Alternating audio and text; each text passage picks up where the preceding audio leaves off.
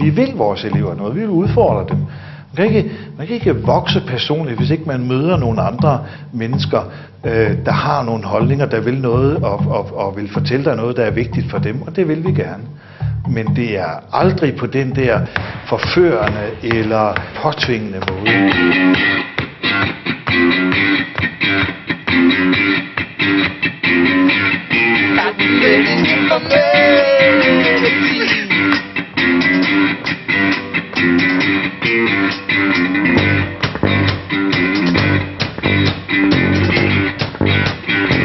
Jeg synes, et meget vigtigt budskab i vores skole, det er, at du er god nok. Også selvom man skal forbedre sig, så er du grundlæggende god nok.